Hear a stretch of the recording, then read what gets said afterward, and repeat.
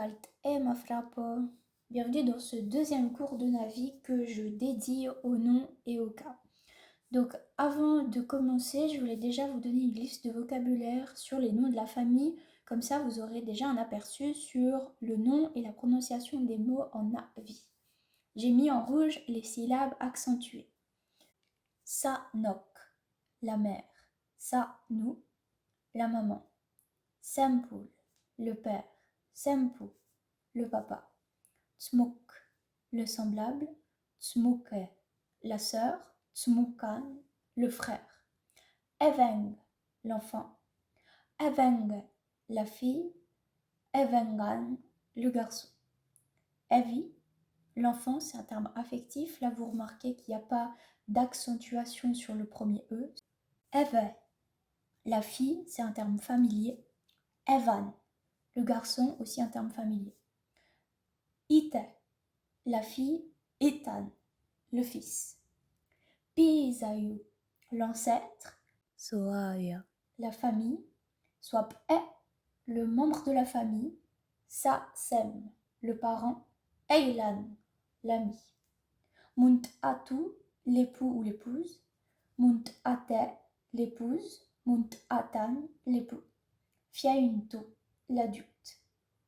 Yauntu, l'être cher. Brnen, le bébé. Kelku, la maison.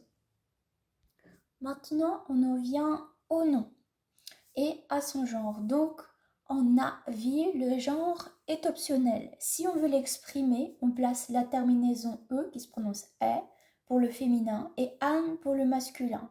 Je vous ai donné l'exemple de Tsmuk qui signifie le semblable. C'est un terme qui n'est pas du coup défini. On ne définit pas s'il s'agit d'un être masculin ou féminin. Tsmuke, la sœur, et Tsmukan, le frère. En Navi, on a différents nombres, les duels, triels et pluriels. Le duel, c'est celui qui est utilisé pour deux choses qui vont par paire, comme les yeux par exemple. Le triel pour les choses qui vont par trois et le pluriel pour les choses qui sont pour 4 et plus. Le nombre est indiqué grâce à des préfixes, c'est une particule qu'on colle au début du nom. Pour le duel, on colle mais. Par exemple, menari pour les deux yeux. Pour le triel, on a e. Et pour 4 et plus, ai. Et le préfixe n'est pas présent pour indiquer le nombre quand on a un nombre ou un chiffre qui est déjà là. Et ça, on y reviendra lorsque je ferai une leçon sur les nombres et les chiffres. Le déterminant, donc, il est inexistant. On n'a pas de 1 ni de le. Maintenant, si on parle des cas et de leur déclinaison. Donc déjà, qu'est-ce qu'un cas ? C'est un trait grammatical principalement associé au nom. Il peut aussi être associé au pronom, à l'adjectif et au déterminant. Et il exprime sa fonction dans la phrase.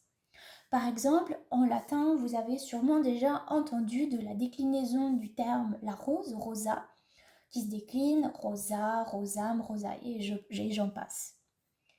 On remarque donc que le cas change la morphologie du mot. En français, on a des restes de ce phénomène, par exemple dans je, me, moi, qui sont utilisés à différents endroits. En Navi, on a des cas qui existent. Ce sont le nominatif, l'accusatif, le génitif, le datif, le topical et aussi le vocatif, mais qui n'est pas un cas à proprement parler, comme nous allons le voir. Le cas du nominatif, c'est le cas du sujet. Le sujet, c'est celui qui fait l'action. Et c'est aussi le cas de l'attribut du sujet, le mot qui est attribut au sujet. Par exemple, je mange une pomme, qui est le sujet de l'action, mange une pomme. Et je suis un être heureux, je est le sujet de l'action être, enfin du verbe d'état être. Et un être heureux est l'attribut du sujet je. En Navi, on a deux sortes de nominatifs. Le premier qui s'appelle l'absolutif et le deuxième qui s'appelle l'ergatif. Qu'est-ce que c'est exactement ? Alors, l'absolutif, c'est la forme du nominatif des sujets de verbes intransitifs, c'est-à-dire des verbes sans complément, comme vivre ou dormir. L'ergatif, c'est la forme du nominatif des sujets de verbes transitifs, comme manger quelque chose, faire quelque chose. Donc ce sont des verbes qui ont des compléments, des COD, compléments d'objet direct. Je vous ai mis deux phrases en avis. On a oe rol, je chante, donc oe c'est je, rol c'est chanter, qui est la même forme quand on le conjugue ici. Deuxième phrase, well yom matzat, je mange du pain sans levain.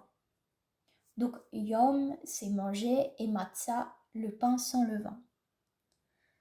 Donc vous remarquez que rol c'est un verbe intransitif, donc oe reste tel quel, tandis que dans la deuxième phrase on a affaire donc à un verbe transitif et les formes de oe et matzah changent. Les deux mots prennent des terminaisons. On arrive maintenant à l'accusatif. C'est le cas du complément du verbe transitif, le COD, complément d'objet direct. Donc celui qui subit l'action directement. Par exemple, je mange une pomme est le COD, et tu me vois, me est aussi le COD. Et là, comme je vous l'ai dit avant, on remarque que c'est une forme différente de je. Je vous ai mis une phrase exemple en avis, donc c'est la phrase d'avant, Walium matzat. Je mange du pain sans levain. Le génitif, c'est le cas de la possession, de l'appartenance à quelque chose, à un groupe par exemple, et le cas des relations entre les noms. Par exemple, le monde de Pandora, faire partie du peuple. Et l'exemple que je vous ai mis en avis, ouais, à quel coup. Littéralement la maison de moi, donc ma maison. Le cas du datif, c'est le cas qui marque qui bénéficie d'une action. Par exemple, donner quelque chose à quelqu'un, faire quelque chose pour quelqu'un. Il peut aussi être utilisé comme une sorte de datif de but. Par exemple, en avis, le verbe être, c'est loup, et si on y ajoute le datif, cela devient le verbe avoir. C'est littéralement être à quelqu'un. Par exemple, ce livre est à mon frère. Donc si on retourne la phrase dans l'autre sens, mon frère a ce livre, possède ce livre. En avis, lorsqu'on se présente et qu'on apprend les premiers mots, on apprend Ngaruluf Pomsrak, ce qui veut dire littéralement est-ce que la paix est pour toi, donc est-ce que tu vas bien. Je vous ai mis le vocabulaire en dessous. Je ferai évidemment une leçon dédiée aux présentations. Il nous reste le cas du topical.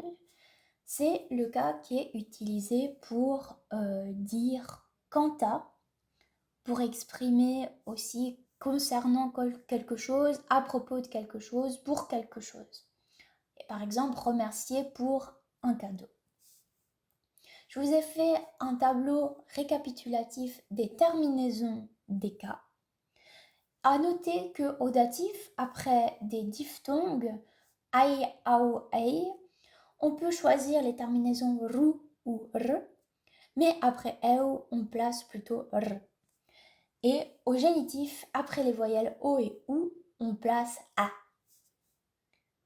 On n'a pas parlé du cas du vocatif, qui est le cas utilisé pour interpeller et s'adresser directement à quelqu'un. Par exemple, « Et toi, ne fais pas ça » ou encore « Oh, grande Ewa, entends-moi ».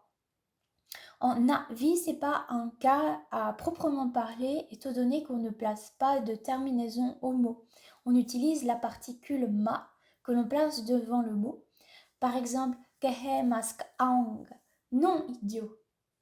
Voilà, j'espère que cette leçon aura pu éclaircir certains points qui sont peut-être compliqués lorsqu'on n'a pas étudié des langues qui possèdent des cas. J'espère que j'aurai pu vous aider et je vous remercie pour votre attention. À bientôt!